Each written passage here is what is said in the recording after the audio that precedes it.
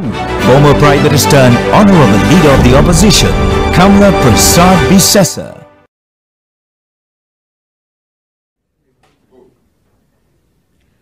Good day, everyone. Thank you very much. So many members of the media joining us today. I really appreciate it. Will you all give me a distance so I can remove the mask? Thank you. Okay. Okay.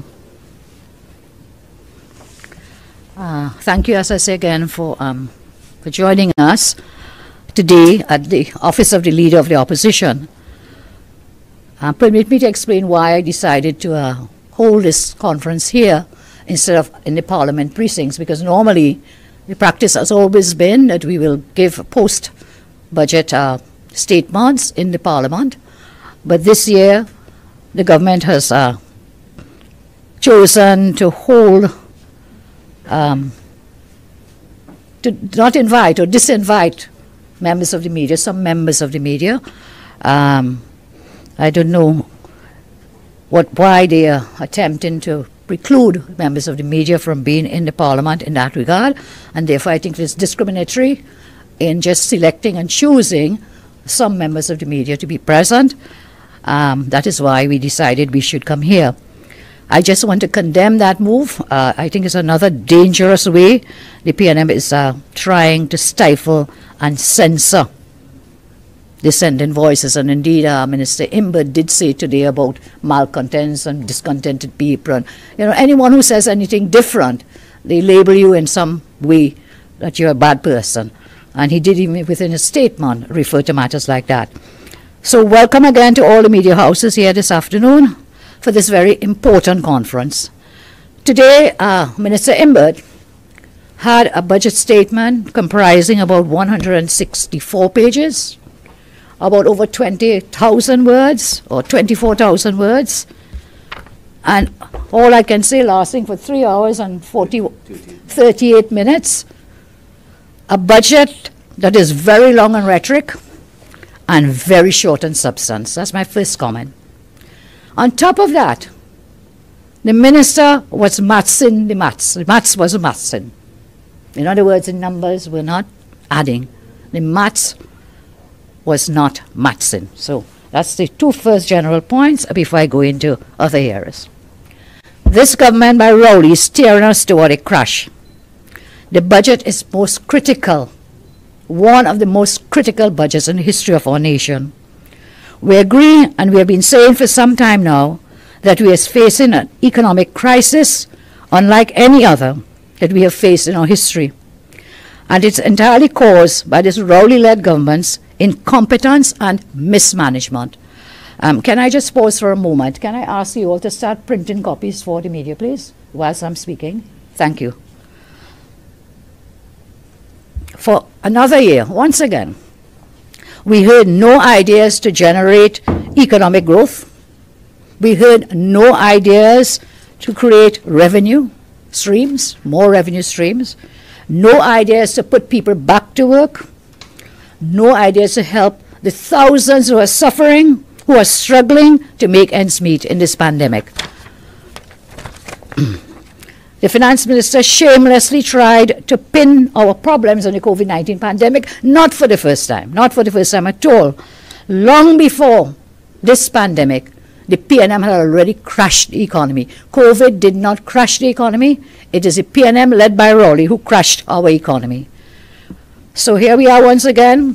The excuses this year, for the first time I found, I listened, and they didn't blame Kamla, because every year for the past 5 years up to now, blame Kamla, then blame people, then blame the economists, blame everyone else. And the latest rhetoric has been blame the pandemic. But here we are again, once more.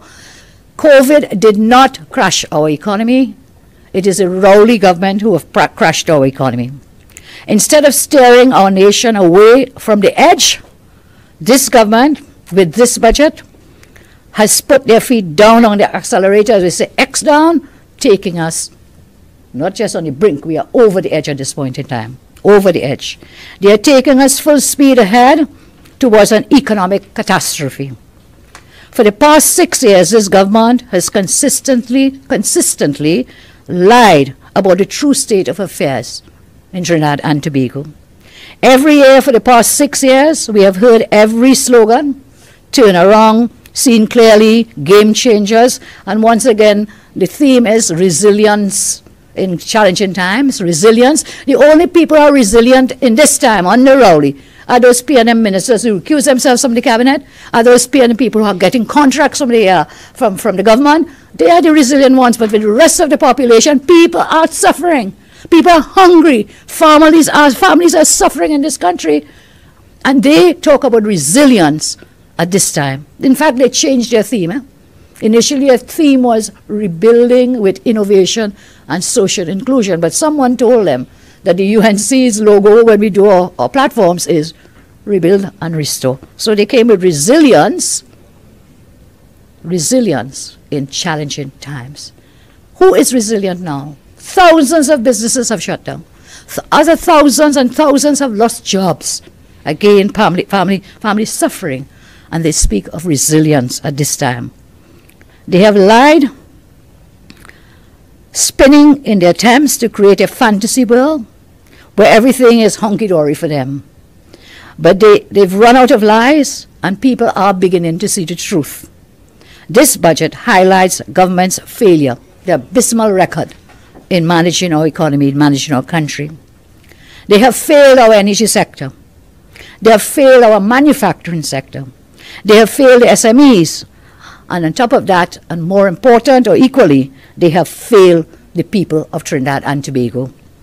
It is shameful that after some 6,000 businesses have shut down, this government has gone on to claim that they provided assistance to businesses. They refuse to offer timely and proper assistance to businesses struggling to pay workers, now talking about giving things to businesses when these businesses are no longer in existence. They've already shut down. They've already shut down. We saw a newspaper recently reports about 6,000 businesses shut down. And now they did not give that assistance in a timely manner. Again, they make their promises, and I've always said to you, PNM promises never materialize. And so too in this budget, we have some repeated promises which I'll come to in a moment. The minister, like the con man that he is, came to boast about COVID relief that should have been done last year. There was nothing sustainable to make the economy resilient in the last 12 months. And there is nothing in this budget to make the economy resilient for the upcoming fiscal year 12 months. They came again with more empty slogans and regurgitated promises. The minister presented, as I said, 3 hours and 41 minutes, long budget, 164 pages and so on, filled with some same recycled, regurgitated promises that they've been talking about since 2015. Their only plan from this entire budget to raise revenues, nothing about new revenue streams, nothing about businesses being created for jobs to be created to get new revenue streams to sustain our economy. Instead, back to tax. Back to tax. The dreaded property tax. And we begin a campaign, stop the tax. That is further going to impoverish the people of Trinidad and Tobago, this tax. In a time of pandemic, this is not the time to implement this dreaded property tax. And when we come to the enforcement measures, those enforcement measures are unconstitutional. And I will deal with that further in detail in my response on Friday. The enforcement matters for the property tax. That bill, Property Tax Bill, now an act, was passed without a special majority. But that's a new way of making law for this government and this incompetent dunce Attorney General. That they come to make law, remove the special majority clauses and say you've made good law. We have always said we'll support good law, we will not support bad law. And when under the Manning regime that property tax came, it was passed with a simple majority, removed. And therefore that is something our lawyers are working on, that we intend to challenge sections of the Property Tax Act. So what is their revenue now? How are they going to get revenue? It's the usual style of this government. Tax, tax, tax, borrow, borrow, borrow, and spend, spend, spend. Nothing for sustainability.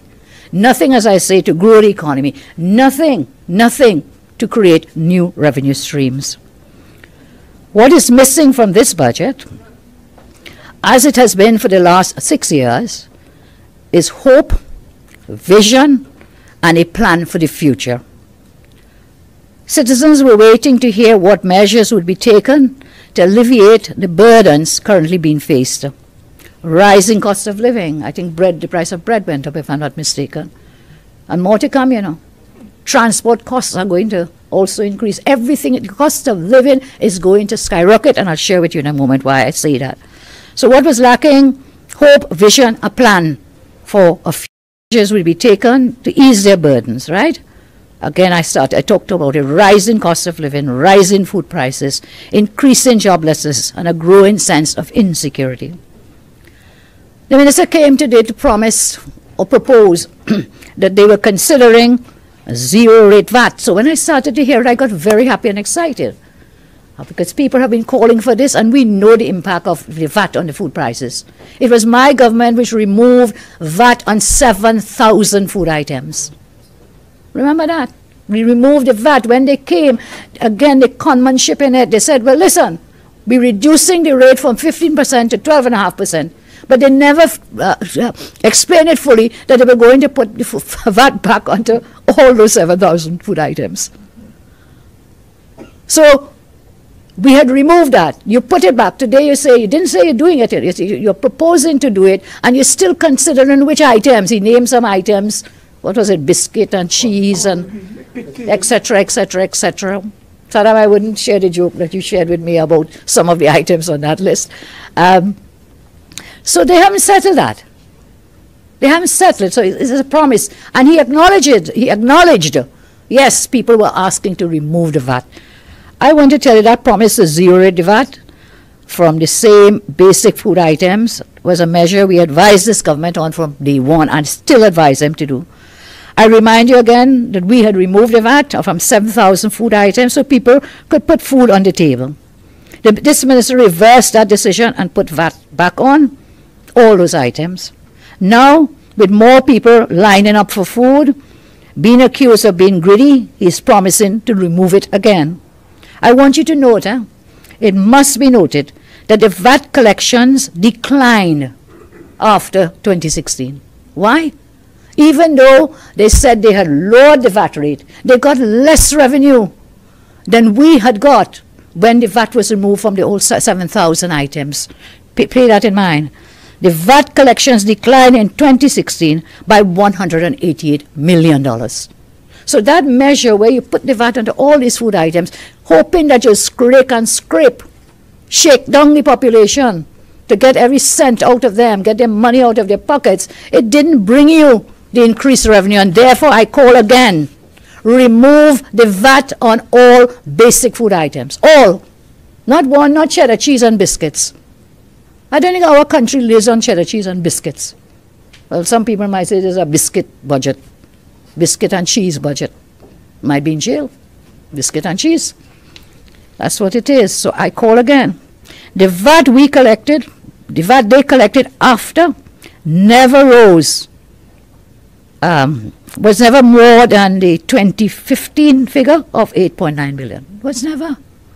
So that harsh measure is not giving you revenue in your pocket. You have to create, as I say, new revenue streams. Don't depend on taxing people into poverty when you think that it will give you prosperity. Taxes will never take you out of poverty, and taxes will never take you into prosperity. So they had a good sense to listen, and they want to reverse this. I will wait. PNM promises never materialize. I will wait until we see it in black and white. Again, repeated promises, repeated promises. Minister has the audacity to repeat government will be implemented special economic zones. How many times have we heard that? By Friday I'll have all the times, but I know it, I have a good memory. How many times I've sat and heard this minister reading the budget of the PNM government, repeating special economic zones. This has been a promise by this government since 2018. To repeat it again, it doesn't happen. We have seen this minister repeat the agricultural stimulus package. Yet, for the last year, we have not seen that program under the Ministry of Agriculture. Remember, he told us last budget he put in 500 million into the agriculture from some special stimulus package. He comes back now and saying he wants to put $1 million from 500 to, was it, I'm sorry, 500,000. 500,000. 500 million. I knew it was $1 million somewhere. 500 million. So this man is adding last year's 500 million, which was never used for the stimulus package, and now saying he put in another 500 million to make 1 billion. Again, we will believe it when we see it happen. Promises never materialize with this government. So they talk about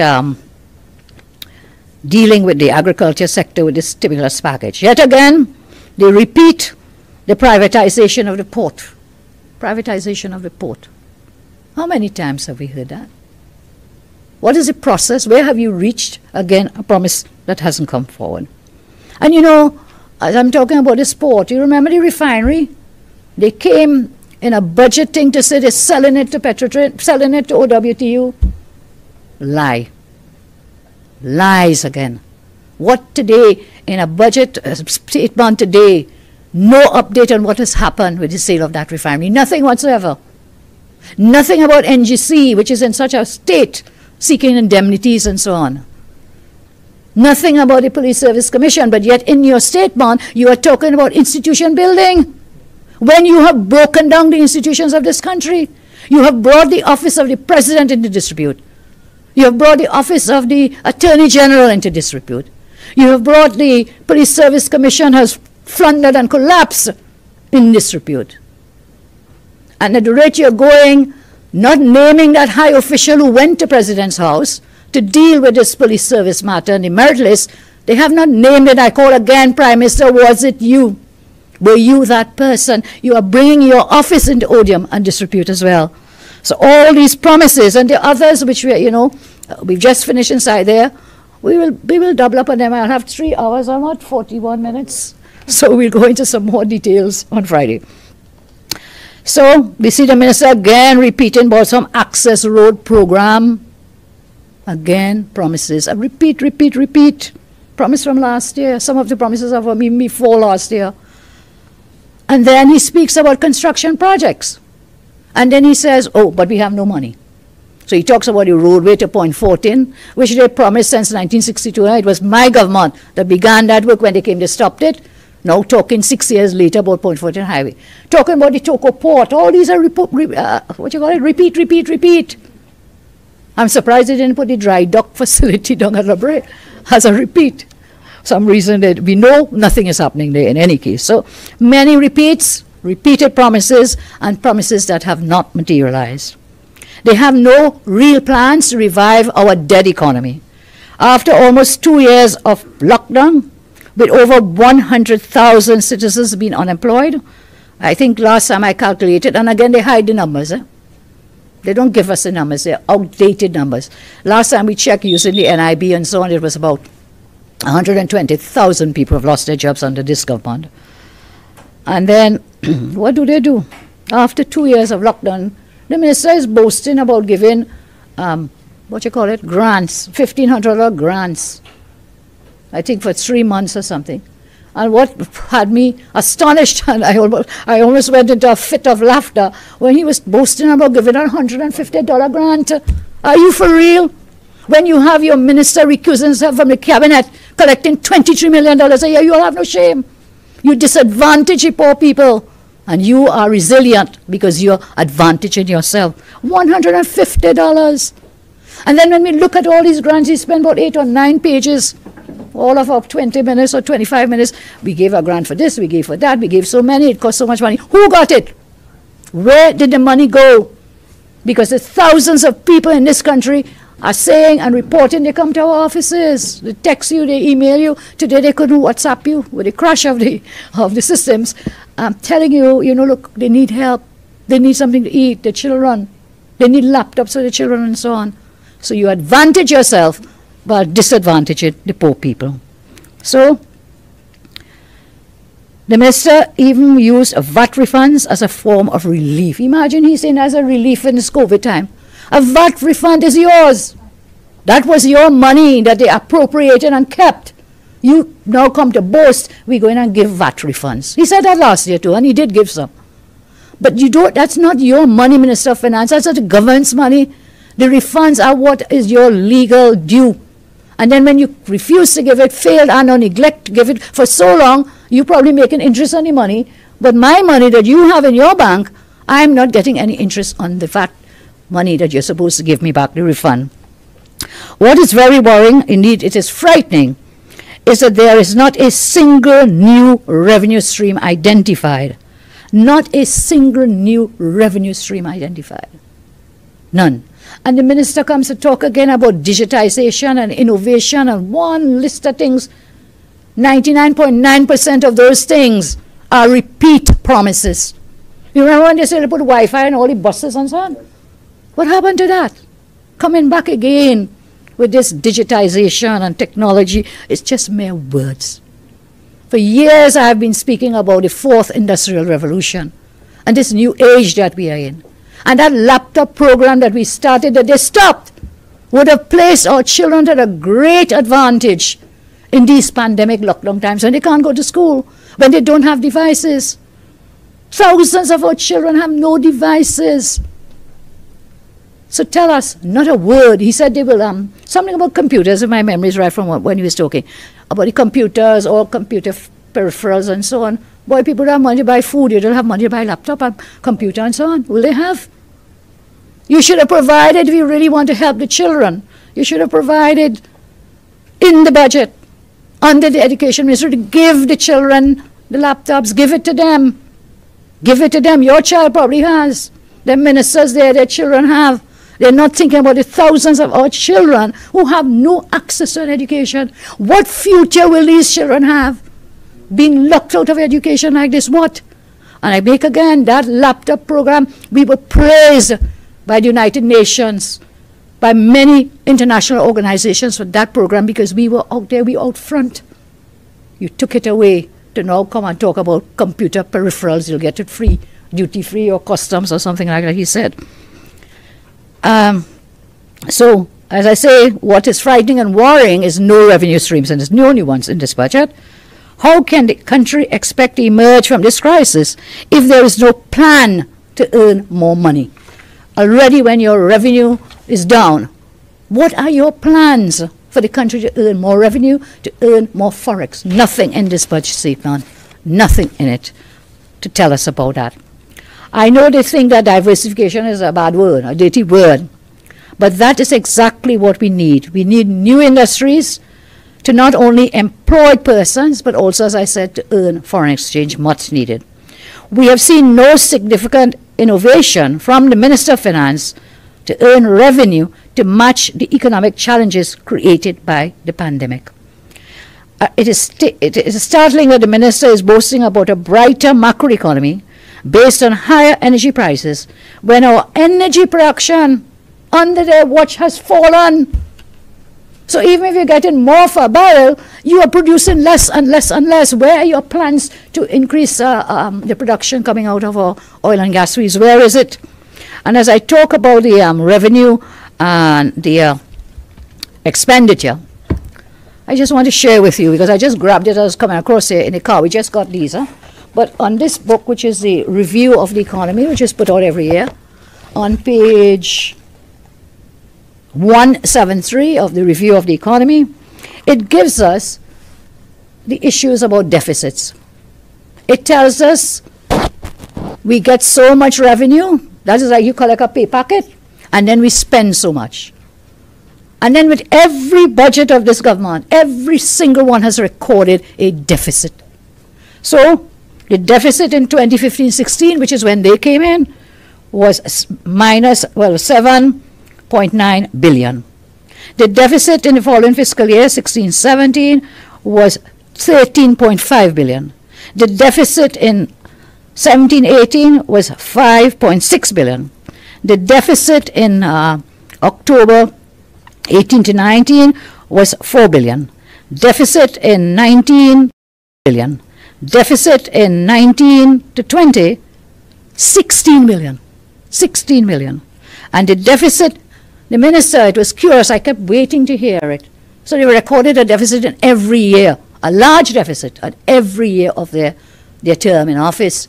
And I listened to hear, what is the deficit for this year, fiscal 20 to 21, the year that has just ended? What is it? He never said. And when you know he's hiding something, he has a reason to hide it. Because the deficit for this last fiscal year, which just ended, 20 to 21, as shown in the book, is $13.7 billion in deficits. So where is the money going? You're taxing, and you're borrowing, and you're spending, and you still have a deficit of $13.7 billion. And you know what he's projecting? For this fiscal, 21 to 22, I think it's about 9-point-something billion, which is what he said today. So we are into deficit financing as long as they are in power. And how does he deal with the gap? You do fire sales. We are living beyond our means when your pay packet is less than what you spend. You are bankrupt. That's what that means. And we are 13 billion just in this aspect in deficit. So as I finish on this point of the budget, I think this budget is a declaration of war on the people of Trinidad and Tobago. In a pandemic which this government themselves described as unprecedented in our history, which has accounted for thousands of job losses, which has prompted government to distribute food hampers to so many hungry people, the government has brought back the dreaded property tax. I mentioned it before, and we will lead this campaign to stop the tax, stop the property tax. This will really bring great suffering to people. The minister here, I say they have waged war on the people, they have waged war on the middle class, they have waged war on the working class, and they're waging war on the most vulnerable. You remember we have a prime minister who said, nothing wrong with the rich getting richer. You all remember that? Nothing wrong with that. But these are the people who have declared war on the ordinary citizens of Trinidad and Tobago. The minister is already priming us, you know. Priming us, you hear him talk about utility rates and tech and water, blah, blah, blah, blah. He is already fine-tuning for you to tune in that they are going to be raising these utility costs, water and electricity. There's an RIC, there's a report that has to go before the IRC. The IRC will pronounce on these things in a short space of time. So he's priming us. So what will happen again? Cost of living, again, will go up. Go up. And then he comes with a measly something, if my memory is right, I think he said $100 for some electricity rebate or something. Who has an electricity bill of $100? And you have to be only for bills that are what? Up to $300. Who has a bill? That means you probably have one light bulb in your house. How many persons will be impacted when you say, I'm going to give you this 100? Okay, we are happy. You'll tell me, oh yes, be happy. I'm happy.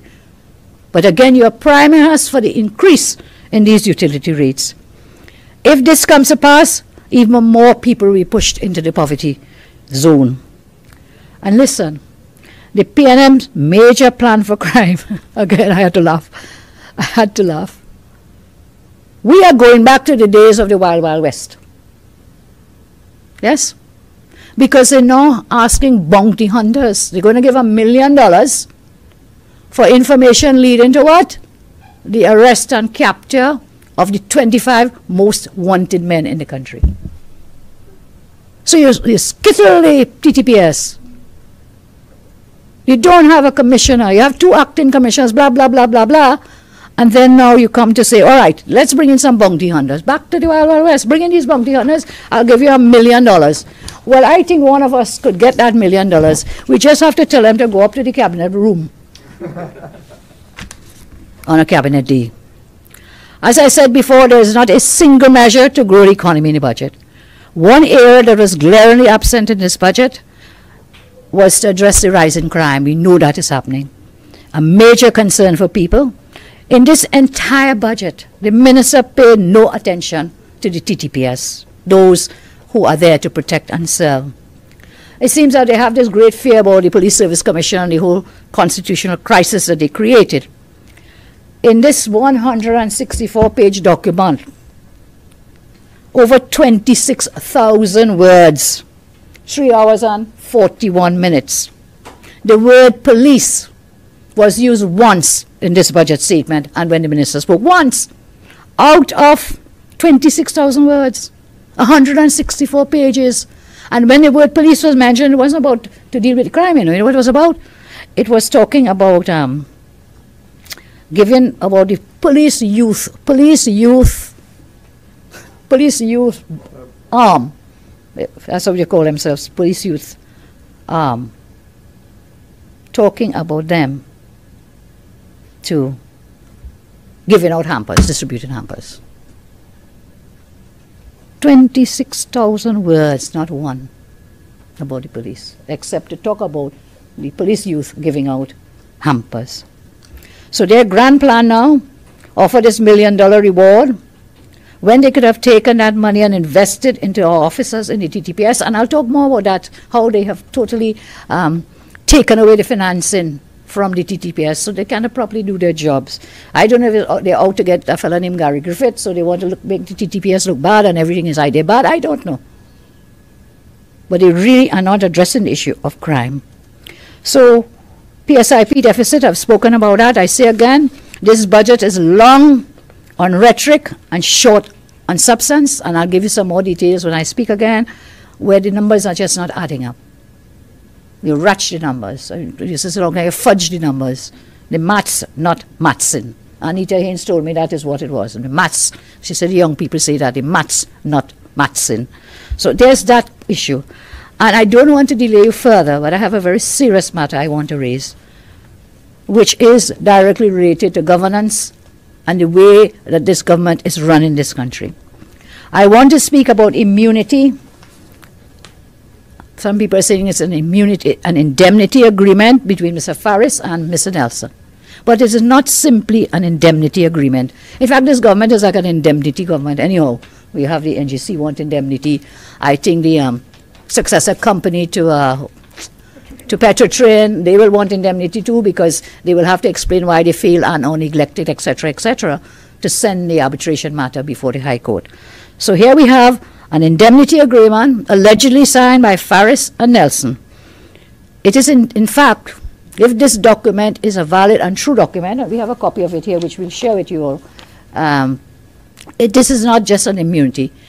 It is not just an indemnity, it is an immunity. They're granting immunities in this document to Mr. Nelson. I think our republic has had its experiences of political power being used to target adversaries, political adversaries. History will demonstrate when incidents such as these arise, there are two underlying factors. Such acts have always been perpetrated by the PNM and its agents, and they have always been aimed at undermining the rule of law and our democratic institutions. Though we may have come to expect this kind of behavior from the PNM, this latest revelation that are now in the public, revelations now in the public domain, these are unprecedented in the history of our country. Troubling, striking at the very core of our democracy. As a leader of the opposition, it is my duty to raise these matters in the public interest, and I'm mindful of the fact that these alarming revelations relate to matters before the court, and therefore I'll be circumspect in the way I speak. And let me say, first of all, I am not in any way, and I've spoken with all lawyers, and of course I'm a lawyer myself, I am not in any way breaching what is known or committed any pre-trial publicity, because this is not before the court. There are cases with Ram and Ramdeen and any other Ram, and so it's not about that case. This is about a document signed by the Attorney General, purportedly, and Mr. Nelson. So in the public interest, I raise these serious matters. I will therefore refer, as I say, to information that is in the public domain and ask questions of the government on behalf of the people of Trinidad and Tobago. Whilst we are all preoccupied with the budget, we must not lose sight of the events which have unfolded, because they will impact on our democracy and the rule of law. The facts are, and I raise these facts as they're based on the information and documents surfacing in the public domain. I believe the Newsday carried a story recently as well, and then you have the whole social media flood with these kinds of documents on this matter. So here's the timeline. Let's put the factual matrix and then I'll raise the questions. On the 16th February 2016, Mr. Wilson Nelson QC stated he met with the Attorney General. This was carried in an article, the new AG, this is 2016, in relation to another matter on the 16th February 2016, and was informed by the AG that in respect of the fees arising on the retainer, he was aware that a balance of fees was due, and that the ministry was short of funds, so they couldn't pay him. There was a delay in payment. According to the claimant, the AG also agreed to meet with the claimant at the end of February 2016 to discuss the payment of the balance. Thereafter, February 2016, Mr. Nelson sued the Attorney General. Mr. Nelson sued the Attorney General for legal fees owed to him. He was claiming the sum of over £1 million, 336. Yeah, £1 million, huh? Sure. Yep. I have a difficulty with the figures. I can read the words. He sued the government then. He sued the AG for fees of over 1 million. Pounds, eh? Pounds. That's like about 10 million, I guess, in our money. He was represented by one Mr. Roger Kewal Singh, and Kewal Singh, by the way, was paid a total of 3.79 million during the period 17 to 19, 2017-19 from the AG's office. And we will not forget the Faris and this car that they say was sold or transferred, and no proof of such transferring. So that is the same Kewal Singh who is a former member of the Police Service Commission. Today I want to ask the Attorney General whether did he appeal the matter brought against Mr. Nelson by the state for the payment of that 1 million plus pounds on 12th October 2016. Did he appeal it, the claim? Whether 2 weeks after authorizing the withdrawal of the appeal, so did he appeal it?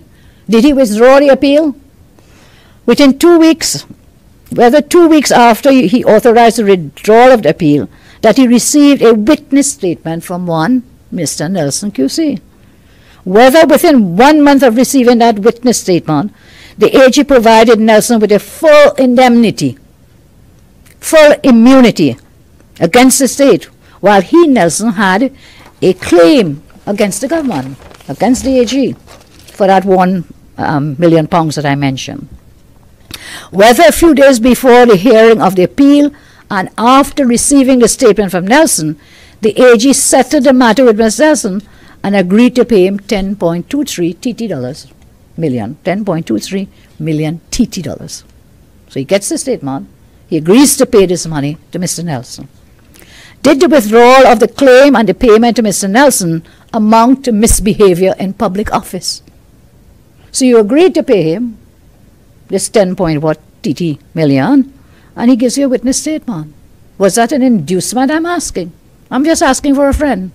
And the people of Trinidad and Tobago, they are our friends. I'm asking. Did that withdrawal of the case that Nelson had brought against the government and this payment of this money, are they connected? Connect the dots. The right thinking people will say, yes, I am asking, merely asking. Thereafter, in 2017, the AG's office paid to Mr. Nelson the $10.23 TT million. So he said they agreed, and then, lo and behold, it happened. Mr. Nelson was charged thereafter on the 2nd May 2019 for 3 charges relating to money laundering and bribery. Mr. Nelson entered into a plea agreement. Listen carefully now. So this indemnity and immunity was signed long before. He entered into a plea agreement and was accepted by the High Court on the 6th June 2019. Mr. Nelson was represented by one Keith Scotland. He was represented by Keith Scotland, now PNM MP for Port of Spain. And by the way, Keith Scotland was paid a total of 1.45 million TT dollars during the period 2018-2020, again as fees from the AG's office. This purported secret indemnification appears to be an exchange deal, the AG offering Mr. Nelson mouth-watering and luscious promises in exchange for a witness statement. Based on the indemnification agreement, Faris Al-Rawi purports to promise Mr. Nelson the following if he provides that statement. Is that an inducement? Is that a bribe? Is this misbehavior in public office? He says now in this is immunity indemnity document, he, Faris, will not disclose. Thereby he will be hiding the statement from the public and the parliament. This is what Faris promised the man in that document. Will not give it to the public, will not give it to the parliament. That he will not disclose, and therefore that means hide, the statement from any police authorities, prosecuting bodies, tax enforcement agencies, regulatory and disciplinary bodies in foreign jurisdictions. This is startling from an Attorney General. This is the worst Attorney General this country has ever had. We have other reasons to say that, but this is totally astonishing.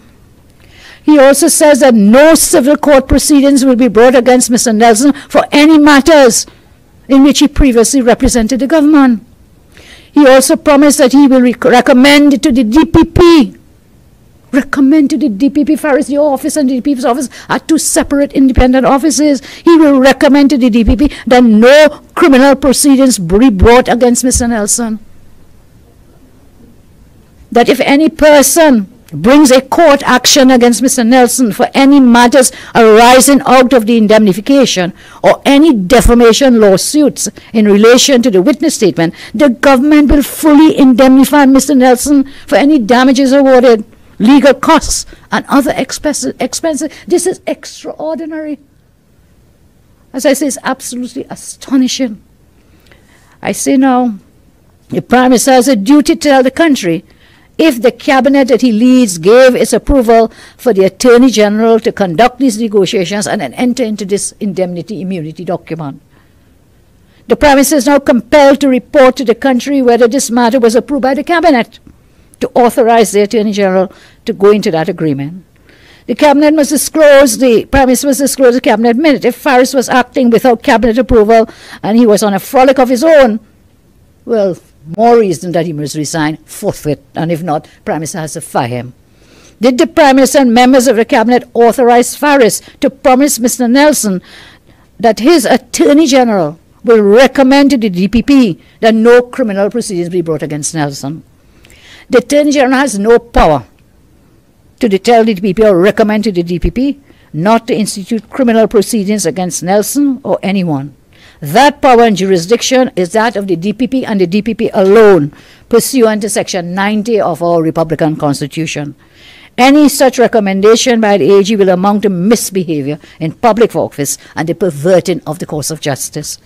I tell you, this document is really astonishing. There's a famous case, Danraj Singh's case, where the judge in that case told us, Barrow-J he was then, the intention by the reintroduction of the office of the DPP into the 1976 Constitution was to make public prosecutions the responsibility of the holder of that office, an independent office, separate and apart from that of the Attorney General. It continues there. I'll share it with you if you like. Further, if this is a matter of a criminal nature, why is Mr. Nelson providing a witness statement to the Attorney General and not to the DPP or not to the police? Why are you making, first of all, the agreement with the AG? And why are you providing witness statements to the AG and not to the DPP and not to the police, the TTPS? Further, it is deeply disturbing that based on this purported agreement, that an AG will agree to conceal information from criminal investigatory prosecuting authority, tax enforcement authority, regulatory authority, and or disciplinary authority outside the territory of Trinidad and Tobago. Why is he promising that? Why? Why? That he will not do these things. He wouldn't. Look, this is a serious matter. This will warrant a local and foreign investigation to determine whether the AG, by entering into this agreement, purported agreement, whether he is a party to conspiracy to defraud tax evasion outside of Trinidad and Tobago. Because you're not going to give tax laws to them. The Attorney General's office is what is known as the central authority. to share tax information and provide other information in relation to criminal matters with foreign jurisdictions. Based on this agreement purported, not only is the AG conflicted in the role as central authority, because the central authority is in law bound to share information outside of Trinidad and Tobago with countries that we have those agreements with. It may well be that the AG has acted unlawfully in facilitating the agreement and its indemnity immunity.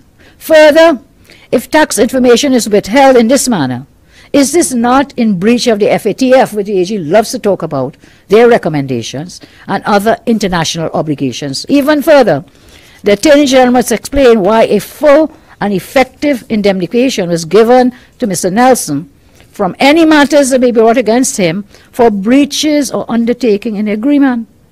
He will indemnify him for all those things. So what about if he's telling a lie and you sue him for defamation? The AG is indemnifying. The AG is saying, I'll pay the costs. The government will pay the costs. And if any damages are awarded, don't worry, we'll pay it. Taxpayers' money, not his, not the rental money, This is taxpayers' money. This is what he's indemnifying. Why was the indemnification extended to cover any legal action being brought against Nelson for defamation?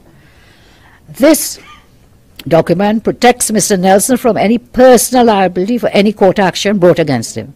This means taxpayers will be liable. I've made that point already. So as I wrap up on this, I want to make it very clear. According to Section 7 of the Criminal Procedure Plea Discussion and Plea Agreement Act, so you can enter into a plea agreement. Under the law, you can do it.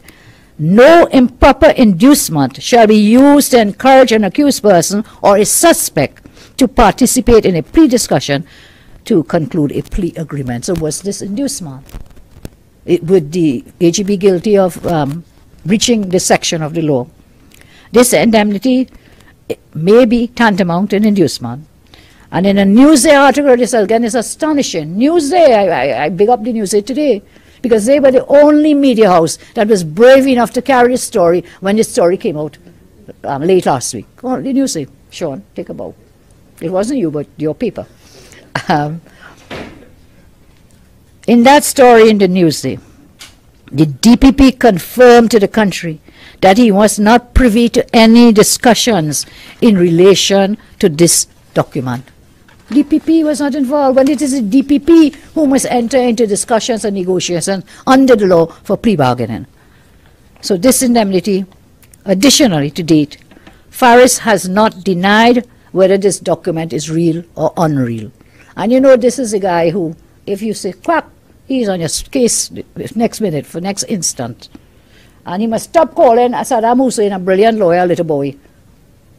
Because Saddam is a bigger man than he could ever be, and a brighter lawyer. No, you see, that's what they do. When we speak, they want to tap you up. They want to call you a small name and feel they could just, tap you up. Well, he's not going to get away with that because Saddam has filed a motion of no confidence in Faris Harari in the parliament. Faris has confirmed that he is a witness in this matter. So Nelson is a witness and he's a witness, and it's unheard of for two witnesses to be exchanging witness statements. So Nelson gives Faris the witness statement, and Faris is also a witness. Is there a kind of collusion in this matter? Will this amount to witness tampering and so on? Based on these matters, Faris must be investigated. 1, misbehavior in public office. 2, breaches in relation to the criminal offences under the Prevention of Corruption Act. 3, conspiracy to commit criminal offences in relation to conspiracy to defraud and tax evasion in a foreign jurisdiction. 4, perverting the course of justice, public justice, and witness tampering. An investigation should be launched into these matters, flowing upon this indemnity immunity document. With these revelations now in the public domain, it is the duty of every right-thinking citizen of our country to stand up for the rule of law, to stand up for our democracy, and to demand the immediate resignation of this most incompetent Attorney General. We are also entitled to answers from the Cabinet, the government, the Prime Minister, and the Attorney General. The Attorney General has brought further, he continues to do it, shame, ridicule, odium, and disrepute to the honourable office that he occupies. Dr. Rowley cannot delay any longer in relieving the AG from his duties. If the AG had any respect for his office and understands the seriousness of his actions, he would do the honorable thing and resign. However, that might be something too decent to expect from this incompetent Attorney General. As I close, I say indeed, our lawyers are in the process of evaluating and considering sending correspondence to local and foreign authorities on this very significant matter. On the issue of tax, you go talk on indemnify, hiding your tax documents and so on. Yeah, we'll send it up to the UK. Now you're avoiding the double tax treaties. What is this about? Why are you promising all these things in another country? Some may say, I do not say, but this could be seen as an act of treason to the people of Trinidad and Tobago and our beloved country, Trinidad and Tobago. I rest my case and I thank you all very much. Well, it was so long, so you have questions. I can still stand and I can answer. I can stand for 3 hours and 41 minutes.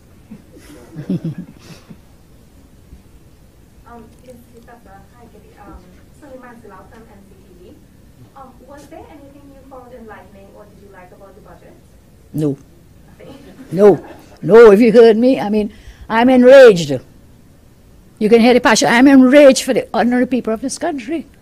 They have no care. They've shown it repeatedly, and this budget, as I say again, what is there? A lot of those, you'll see them, you know, by whenever I talk Friday, I'll repeat all the promises he has repeated today. I see no ray of hope. I said I felt happy when I heard him say, well, you know, a lot of people have called for the VAT removal and so on. So I started to feel, right, good, he listened. And then he said, well, you know, we're now going to look whether to put biscuit and cheese and whatever it was. So I'm very sorry. But I'm sure you'll find somebody else who's very happy. Anybody else? Sean? Well, I had a list of questions that I was supposed to ask, but it kind of fizzled out. Your editor sent you with the list. No, That's okay. My mind was on like ordinary people because you're hearing about electric cars, but I'm wondering about like the maxi-taxi increases, the KISS spread going up by $2. If there's anything that they should have done or could have done on these things. They should have resigned. If they should have done anything. Yes. There's one thing that On the electric cars and so on, yes. But you know, there's a whole segment, he spoke about fuel liberalization. Which will deal with the issue of transport costs and so on. I still have to delve into that, dig down in exactly what he means with this fuel. Does it mean that the what you call it, subsidy? What does it mean? So I would prefer to wait until I can delve down because it just came out in 3 hours and 41 minutes. There was a thing that he said that food prices will fall because we're in transitional times. Is this something that is based on precedent from before? Not in his lifetime as Minister of Finance. It will not. The prices will not fall. Every indicator, every pointer, every red flag is that the prices are going to increase. And you ask me, is there anything they should have done? They should all resign. They should all resign now.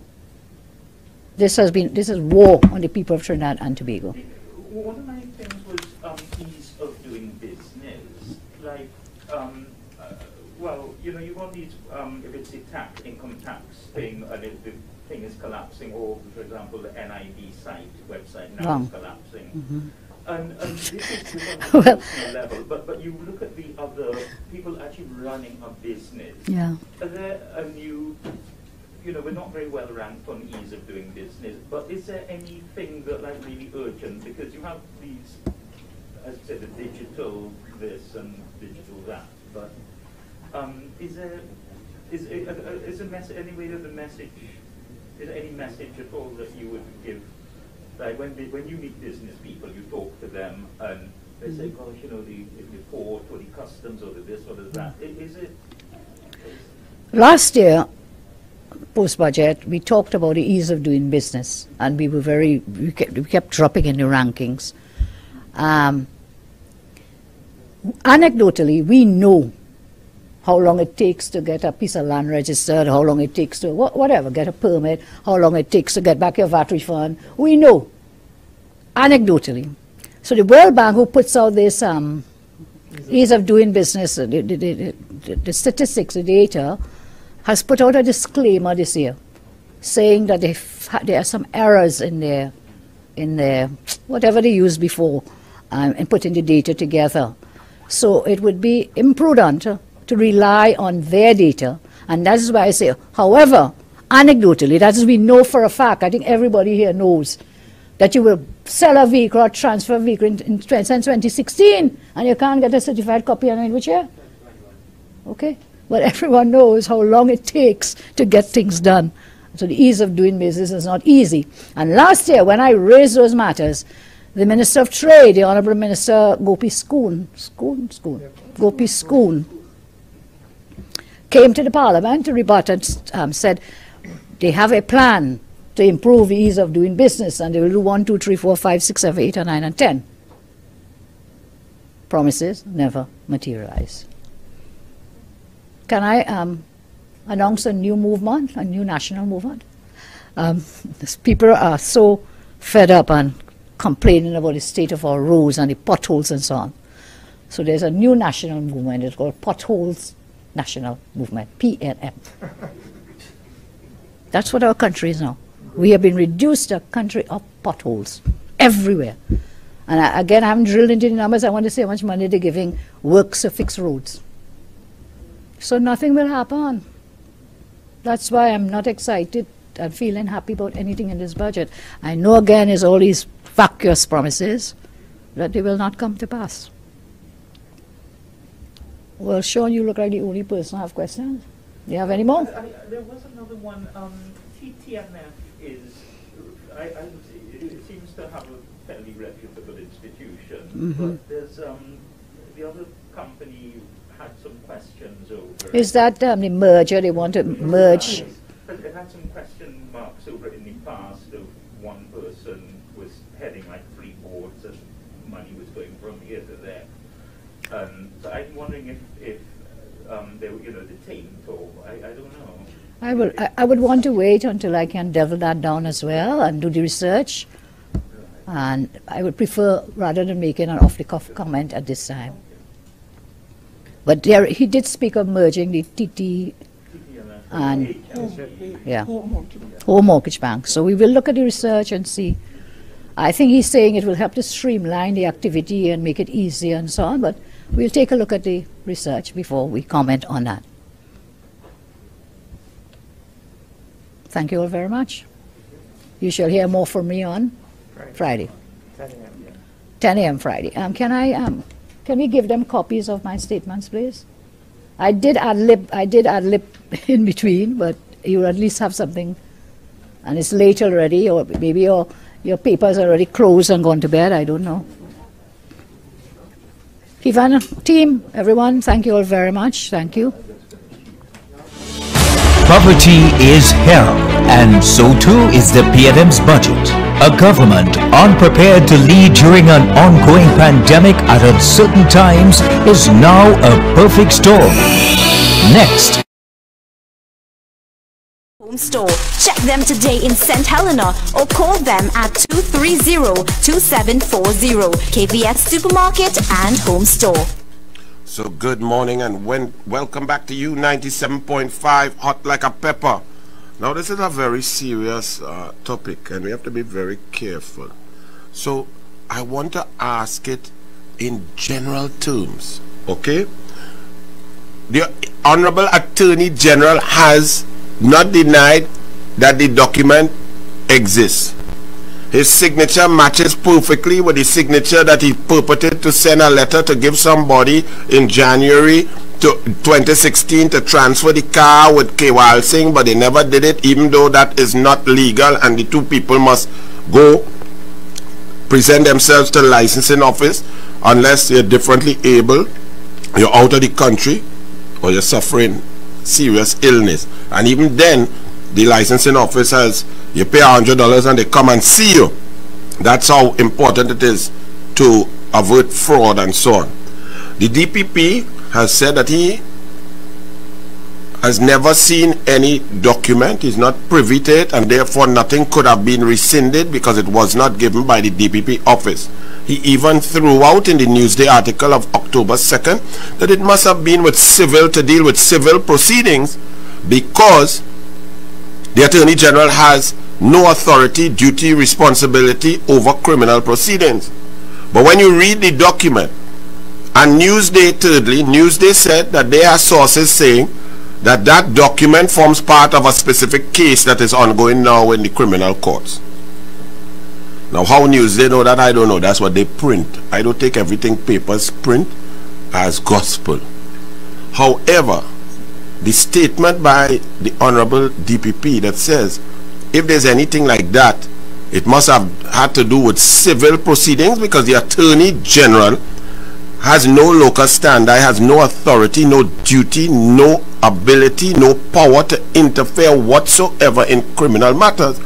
But when you read the document, there are specific references to criminal matters, criminal prosecution, not only here, but in other territories, that this Attorney General will keep this fella who is, or forget who this fella, a fella in general, that an Attorney General is offering someone who broke a law on behalf of you, the people of Trinidad and Tobago, indemnity from prosecution outside jurisdiction, that they will not share information. Now, you are being told as citizens, when you see something, say something. You see a crime, report it. Crime Stoppers, do this, do that. Live responsibly. You see youth men in your area doing wrong thing, report them, help the police. That's what we are told, that's what we believe, that's our democracy. So when you have an Attorney General who purports to represent you, the people, and a document is saying, well, this man may have been guilty of something, or this woman may have been guilty of something, but the Attorney General is writing an indemnity signed off by the Attorney General on behalf of the people of Trinidad and Tobago. This is not Faris Al-Rawi signing off on renting his own building as a private citizen for himself, you know, but stating that he would not share any information in the statement coming if it showed any possibility of criminal proceedings outside, so in the USA or any other territory, Jamaica, wherever. Now we have treaties, we are friends with many people. What is the position of the Ministry of Foreign Affairs on this? But the DPP said clearly that whatever document is there, it could not involve criminal proceedings. But the document itself states, one, that the Attorney General would recommend, request, beseech and interfere or intervene with the DPP. The document says that the Attorney General will go on behalf of this person or persons and discuss a matter and make recommendations to the DPP. Now, in principle, can an Attorney General make any sort of discussion, make a case, present, beg, beseech, or intervene, recommend any form of fashion to a DPP or the DPP's office? In my reading and understanding of the separation of powers and the independence of the DPP office, no Attorney General could ever put God out the thoughts to do that. The DPP is clearly independent to do as they wish in all criminal matters without interference, interface, influence, or otherwise. So we need to know what exactly is going on. It is very dangerous. And for the Attorney General to pretend that it is sub judice, don't try that. Because if as the DPP said, whatever the Attorney General did, it had absolutely nothing to do with the DPP case, the criminal proceedings, he is not privy to anything. Therefore, this document signed by Al-Rawi is not part and parcel of the criminal proceedings, so it's not before the court. You see how tricky it is? Because the DPP is the man responsible for the criminal proceeding, and if he say he never see that, he's not privy to that. When asked if it could be rescinded, he said it cannot be rescinded because there was never anything. and that the Attorney General has no duty or responsibility so to do anything involved with criminal proceeding. So therefore, how could that document signed by Attorney General be part and parcel of a criminal case to be sub judice? It's not making sense. I need the thing to make sense, please. Because this Attorney General is the world's worst. I never see a house of cards fall down on a man. So now he trying to blame other attorneys for his duncy drafting of orders and so on, throwing other senior counsel under the bus just so. Just the other day he boasts that he drafted the law, he believed in it, he did it, and he is proud of it, and it's correct, and Kamala is wrong, and everybody else is wrong. Now when he realized that he alone wrong, he started to pelt other people under the bus. This is a very dangerous situation, because the PNM has corrupted independent senators.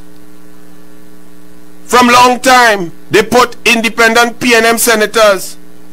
They corrupted permanent secretaries. As they come out from the independent public service, they're on PNM boards, they're on PNM as PNM High Commissioner to London, cushy jobs. This is not good. The checks and balances are there to protect your money, to make sure that things are done properly, legally, following the rule of law, following the Constitution. When you put people who are not independent in independent positions, you reach and you arrive at situations like the constitutional crisis that we are now in, with the Police Service Commission having collapsed totally, with Mr. Vincel Edwards also withdrawing his nomination. I must say, well done for withdrawing your nomination, but you should not have accepted that nomination anyway, because you did not deserve it. And how can a president look past number 3 to 15 and choose number 16? She has not explained what in Mr. Vincent Edwards' resume when he was 16th, in your mind, Paula May Weeks, lifted him above number 15, 14, 13, 12, 11, 10, 9, 8, 7, 6, 5, 4, 3. Let me say number 1 and 2 and so on were already appointed Commissioner of Police, Deputy and so on. How you reach number 16? And then you jump out yourself to attack Kamala Prasad Bisesa? Nothing was on the order paper. It was put on the order paper for today, and now the nominee has been withdrawn. Yet your attack on Kamala Prasad Bisesa, the leader of the opposition, remains. And you have not apologized. You have not withdrawn. Is it that in your high office you can attack somebody wrongfully and not apologize? That courtesy, propriety and good manners ceases to exist in high office? Is that what you all saying? So little children, when they do wrong, they have to apologize. Workers, when they do wrong, they have to apologize. Teachers, when they do wrong, they have to apologize. Principal, when they do wrong, they have to apologize. CPEP worker have to apologize. Bus driver have to apologize. But when you reach the highest office in the land, you can attack a human being wrongfully and just move on. I want to know, is that it? I want to really understand. So y'all help me understand. 218-7762. 218-7762. Now don't get into any specific or any case. I believe in the independence of the DPP and the judiciary. I don't want to discuss no case. I am discussing principles, separation of powers, democracy, dictatorship. That's what I am discussing. Good morning. Morning, Mr. Abbott. Morning. And I recall a similar thing happened with the former PNM Attorney General John Jeremy, when he lambasted Jeffrey Henderson, who was skyrocketed, who was parachuted into the position of DPP, telling him that I see you have a lot of time to comment on newspaper articles, and instructed him that I think that matter was involving of Mr. Pandey, I'm not sure, any correspondence going to the Commissioner of Police must pass through me. The Attorney General was telling the DPP that, until the DPP had to tell him where to get off, and he was removed as Attorney General and sent as High Commissioner to London. I don't know if you recall that matter. Mr. Robert? Well, I'm listening. I did not know that he went to London, but I remember the matter. Yes, I think he was put as a High Commissioner to London for a brief while, and then he was brought back and made in the next, after PNM won the election again, made Attorney General again. You understand? But he was telling the DPP how to do his work. Jeffrey Henderson get fed up and leave and went to the ICC. Thank you. Okay. Morning. You see, because when politicians get involved with every aspect, we are in a dictatorship. And this cannot continue. What is this document? Who did Faris Al-Rawi feel he is? When did it happen? Did this document have anything to do with the human being or a human being coming forward? Is this document legitimate? How can Attorney General write things and give assurances that he is not in control of? Good morning. Hello? Mr. Anil. Yes, morning. A blessed morning to you, sir. I'm going to give you a little song. You see, in school, when they hold the people and make school, they keep us into mental. From school days, they teach us to lie. They teach us to lie. And today, what we're lying come to. We have a Prime Minister as a Obia man. He's telling the people what they want to hear. Bring a cock, bring a this, bring a that. And we, the silly people, following this honesty. We are not. You see, Mr. Anil, you're the person going to make Trinidad a blessed place as long as you keep telling the truth. Sinners and the good people must. Yes, thank you. Good morning. 218-7762. So some of the questions I have in general. Does an Attorney General have the authority to bind a DPP's office? Is it proper for an Attorney General to recommend, request, beseech, interfere or intervene in any way with a criminal matter before the DPP? Good morning. Good morning, Anil. Morning. How are you, sir? Well, I'm scared because this issue is very frightening if people don't understand what is going on. Well, I read in yesterday's papers, and I don't want to advertise in the papers, but I am not a lawyer, I'm a man on the street. But you're a lawyer, please you help me. No, I'm not a lawyer. I am not a lawyer. Huh? I am not a lawyer. You're not a lawyer? No, not at all. My mother is, my father is, my two brothers, my sisters, my son will be here at you, wouldn't. Not well, me. I think some of it must be run out in your veins too. Not me at all. I might be a bush lawyer. But the thing is... That's why I asking question. I want to know. Yes. Since 2010, they have this fella they call Anand Ramlagan and Ramdeen. The court... Alright, wait. Don't go into no case. Don't go there. We're not going there. No. I just quoted what I read yesterday. No, well, don't bother with that. Talk without that. I don't want to discuss any specific case. You see, we have to be very careful. We're talking general principle. Forget any specific case. I am talking an Attorney General. Whether it's you, me, Corky, can we go and induce, talk, promise things to someone involving criminal matters? Can we go and sign up that? Yeah. I'm talking about the Attorney General, what I read in yesterday's papers, what he was saying about this fella Nelson. Alright, have a good morning. I tell you, I don't want to talk about specifics. Good morning. All you have to learn to listen, you know. I'm not talking about specifics at all. Any case. I am talking general principle of separation of powers, our democracy. And this document that is floating around that Al-Rawi has not denied that is his signature and that he was the author of and signed it with the gentleman. That document in general and the clauses within it, some of which state that the Attorney General would do things that in my opinion I have never seen with regards to the separation of powers, that an Attorney General could talk and recommend to a DPP about criminal charges. Now it must be noted, the DPP said that he and his office have not seen and were not privy to any of this. So it falls squarely on the chest of Al-Rawi and Al-Rawi alone. Good morning. Hello? Hello? Anil, good morning to you and to everybody out here. Good morning. Anil is the same thing that he tried to do, the Faris tried to do the DPP office with the Coleman's report. When it came after that forensic report came, that was commissioned by the DPP office, paid for by the DPP office, you understand, that he tried to hijack it. He didn't want it to go to the DPP, and since then, there's bad blood between those two officers.